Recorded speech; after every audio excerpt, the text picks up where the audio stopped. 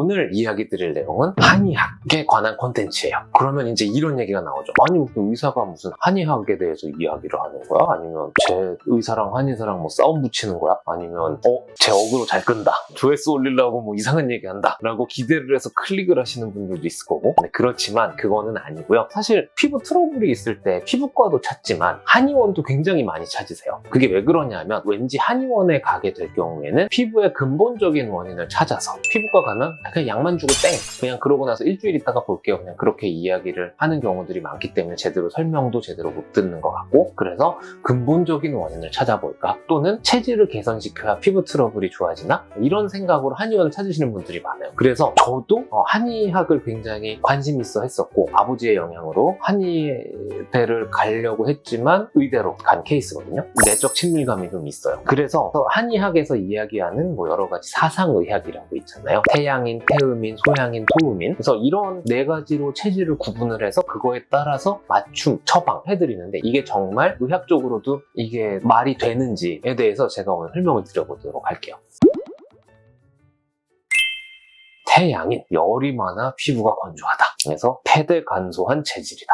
폐가 크고 간이 작다, 그 뜻이거든요. 숨쉬는 호흡기 계통이 발달이 돼 있고 위장관계가 좀 부실하다. 이게 태양인의 특징이라고 해요. 그래서 이런 경우에는 열이 많은 체질이기 때문에 피부가 열에 건조해지지 않도록 자외선 차단에 신경을 써야 되고, 피부가 건조해지고 자극받기 쉬우므로 보습 유지에 더 신경을 써야 한다. 이렇게 썼어. 근데 이거 진짜 맞는 말이에요. 몸에 열이 많다라는 이야기는, 사실 한의학에서 이야기하는 거는 몸을 만져봤을 때 몸이 다른 사람들에 비해서 표면 체온이 높은 사람들을 지칭하는 거거든요. 얼굴에 혈관이 많이 분포가 되어 있는 경우, 또는 다른 사람들보다 혈관 확장이 많이 되어 있는 경우에는 그쪽 부분에 열이 많이 발생해요. 그 얘기는 뭐냐? 홍조가 잘 생길 수 있다는 이야기고, 홍조가 생겼다는 이야기는 피부 장벽 기능이 떨어진다는 이야기거든요. 피부 표면의 온도가 올라가게 되면 그쪽 부분에 수분 증발이 잘 돼요. 수분 증발이 잘 되면 피부가 건조해지고, 그것 때문에 피부 장벽 기능이 떨어진다는 말이에요. 그래서 이런 경우에는 당연히 보습제를 열심히 발라줘야 돼요. 아주 틀린 말 아니에요. 근데 폐가 크다고 위장관계가 부실하다, 이 인과관계는 잘 모르겠어요. 이거는 정확하게 모르겠지만 피부 표면 온도가 올라가는 사람들은 피부가 건조해요. 그거는 정확해요. 피부가 피부 좋은 편은 살짝 사실은 그건 잘 모르겠어.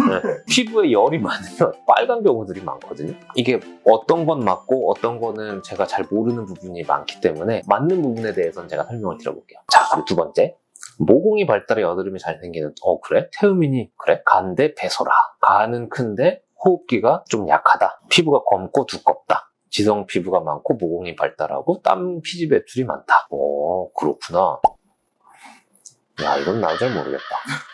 모공이 발달해서 여드름이 잘 생긴다 라는 이야기는 사실 앞뒤가 바뀌었어요. 그러니까 여드름이 잘 생기는 체질은 여드름이 계속 생겼다 안 생겼다 하다 보면은 그쪽 부분의 모공의 염증과 이쪽 부분에 영향을 받아서 모공이 커지는 거거든요. 그래서 모공이 발달해 여드름이 잘 생기는 게 아니고, 여드름이 잘 생기는 체질이어서 그것 때문에 모공이 발달하는 거예요. 요건 앞뒤가 바뀌었어요. 그래서 이런 경우에는 여드름이 잘 생기는 태음인의 경우에는, 여드름이 잘 생긴다는 얘기는 염증이 잘 생긴다는 얘기거든요. 그 얘기는 뭐냐면 염증 때문에 생길 수 있는 색소 침착이 잘 생길 수가 있어요. 그것 때문에 피부가 검을 수 있어요. 그리고 피부가 두껍다? 여드름에 염증이 많이 생기기 때문에, 그렇게 되면 흉터 조직이 생기고, 그럼 그것 때문에 피부가 두꺼워질 수가 있죠. 이거는 뭐 아주 틀린 말은 아닌 것 같아요. 그래서 땀과 피지 배출이 많은 편, 이거는 앞뒤가 바뀌었어. 모공이 발달해서 땀과 피지 배출이 많은 편이 아니라 땀과 피지 배출이 많기 때문에 모공이 발달한 거예요. 그래서 요거는 조금 앞뒤가 바뀐다. 하지만 뭐 앞뒤 바뀐 거 치고는 뭐 나쁘지 않아요. 그래서 이런 경우에는 피부가 거칠고 민감해서 간열을 내려주는 한약이나 음식을 먹는 것이 좋으면 땀 배출이 잘 되도록 노력하고, 피부의 기운을 북돋워 줘야 한다. 피부의 기운을 북돋워 주기 위해서는 뭐가 필요하냐? 보습제가 필요하죠. 그러니까 그 얘기는 뭐냐? 아주 틀린 말은 아닌 것 같은 게, 우리 몸에 기름기가 많이 분비된다는 이야기는 피부 장벽 기능이 떨어져서 그거를 보상해주기 위해서 피지 분비가 발달이 되는 거거든요. 그 얘기는 다시 말하면 우리 몸에 필요한 보습제를 열심히 발라주다 보면 피지 분비가 자연스럽게 감소가 될 수 있다는 이야기예요. 그래서 이거는 뭐 아주 틀린 말은 아닌 것 같네.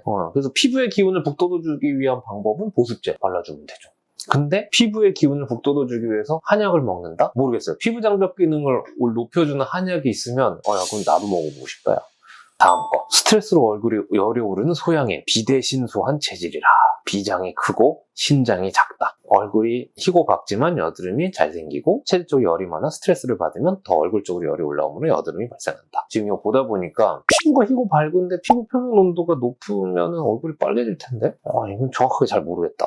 한의학의 세계는 되게 오묘하네요. 그래서 소양인의 경우는 피부가 희지만 여드름이 잘 생기고 체질적으로 열이 많다. 사실 체질적으로 열이 많으면 얼굴 홍조도 잘 발생할 수가 있고 그것 때문에 여드름도 잘 생길 수가 있어요. 그래서 그것 때문에 얼굴이 흰 피부인데 여드름이 많이 나오는 사람들이 실제로 진짜 있거든요. 그러니까 이런 분들은 얼굴의 온도를 좀 낮춰주는 게 좋긴 해요. 그래서 여기서 보면은 차가운 성분의 재료를 이용해서 팩을 하라. 이거는 뭐 나쁘진 않은 방법이네요. 평상시에 스트레스 줄이고 기운을 평안히 안정시켜야 한다. 이건 뭐 당연한 얘기 아니야? 잠 많이 자고. 그러면은 사실 피부는 잠 많이 자고 내 몸을 평안하게 해주면 그냥 좋아질 수밖에 없어요. 자, 그리고 소음인. 얘네들이 문제구나. 기미주름, 좁쌀 여드름이 잘 생긴다. 이거 뭐 다 잘 생긴. 소음인이 좀 안 좋네요. 신대비소한 체질이라. 신장이 크고 비장이 작다. 피부가 희고 밝은데 예민하고 건조한 경우가 많은데 왜 기미가 올라오지? 기미는 피부가 어두울 텐데. 이거 약간 좀 그 혈액형 같은데? 너 성격 되게 급하지만 그래도 가끔 느긋할 때가 있지 않아? 약간 이런 얘기. 너 약간 허거 먹을 때 백탕을 주로 좋아하는데 너 가끔 홍탕이 땡길 때도 있지? 약간 이런 느낌 같은데? 물론 예민하고 건조한 피부는 기미주름 잘 생겨요. 왜냐하면 피부가 굉장히 건조하고 속당김이 있는 경우에는 미세하게 잔주름이 쫙 생기거든요. 근데 이 얘기는 소양인도 그렇고 태음인도 그렇고 다 적용이 될 수가 있기는 있어요. 그래서 이런 경우에는 기초 체온을 올려서 피부의 면역력에 신경 써야 되고 소화기관을 강하게 해주고 혈액순환이 잘 되도록 운동과 마사지를 해준다.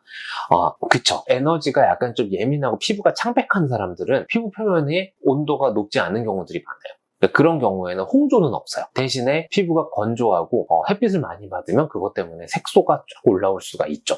그래서 이런 경우에는 운동을 해줘서 말초 혈액순환을 좀 촉진시켜주면 피부는 더 좋아질 수가 있을 것 같기는 해요. 실제로도 뭐 이렇게 사상의학에 의거해서 뭐 분류는 해놓은 것 같아요. 근데 그렇지만 살짝 중복되는 것도 좀 있고 그렇긴 하네요. 정리를 해보면 사상의학도 굉장히 한의학에서 굉장히 오랜 시간에 걸쳐서 이렇게 정립이 된 학문이라고 저는 보고 근데 그거에 따라서 이제 피부도 나눠지긴 했는데 의학적으로 봤을 때 아주 틀린 말들은 많이 없어요. 그 얘기는 뭐냐면 홍조가 있는 사람들은 피부 장벽 기능이 떨어져 있고 홍조가 너무 없고 피부가 좀 찬 사람들은 홍조보다는 다른 피부 질환이 생길 수가 있다. 이렇게 이야기를 했는데 이거는 뭐 아주 틀린 말은 아니죠. 그래서 이거에 맞춰서 뭐 보습제를 발라주던지 아니면 혈액순환을 개선시켜준다든지 이러면 피부가 더 좋아질 수가 있죠. 그래서 그런 거에 대해서는 아주 틀린 말은 아닌 것 같아요.